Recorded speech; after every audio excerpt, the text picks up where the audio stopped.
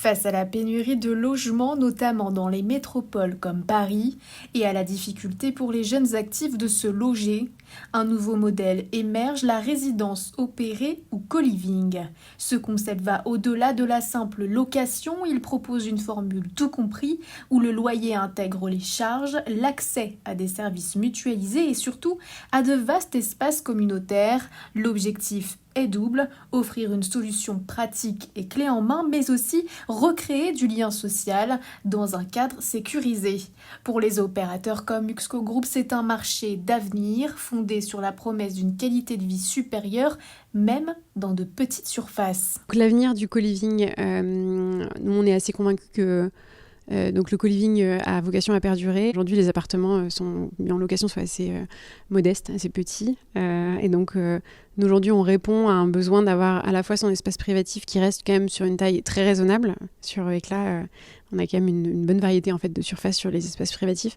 Et surtout, on offre un grand nombre de services sur des surfaces qui sont pour le coup considérables. On parle de milliers de mètres carrés d'espaces communs où il fait bon vivre et où tout le monde peut y accéder 24/7. Donc c'est vraiment une extension aujourd'hui de l'appartement qui permet de pouvoir se replier dans son espace quand on a envie d'être seul et en même temps de pouvoir rencontrer du monde dans des espaces très vastes. Mais qu'en pensent les premiers concernés ? Pour le savoir, nous sommes allés à la rencontre de Tristan, l'un de ces jeunes actifs logés à Uxco Palaiseau depuis 6 mois, dans un studio de 25 mètres carrés pour un loyer de 1 130 €. Alors qu'il travaille au centre de Paris, le jeune actif originaire de Bourgogne semble avoir trouvé ici une solution de logement adaptée à ses besoins. Rentrez, suivez-moi. Alors là, du coup, on arrive directement dans la cuisine. Donc c'est une petite cuisine très sympathique où on peut tenir à deux. Même quand on fait plus d'1,80 m, on se tape pas dans un tout petit appartement parisien.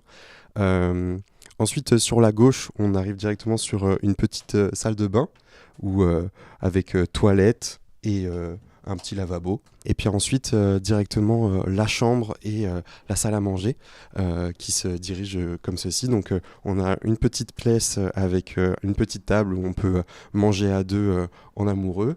Et ensuite, on a du coup une pièce à vivre avec le lit, on a un balcon et la place pour pouvoir mettre nos affaires et un bureau directement. J'ai déjà habité dans des logements classiques, notamment sur Paris, mais en fait, ils étaient bien plus petits et assez entassés avec d'autres personnes, avec des murs extrêmement fins.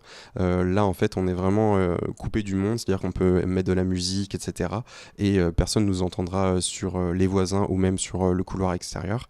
Et puis, comme je vous l'expliquais, par rapport à toutes les installations qu'il y a autour, qui n'existent pas dans un petit appartement en plein milieu du 11e, par exemple.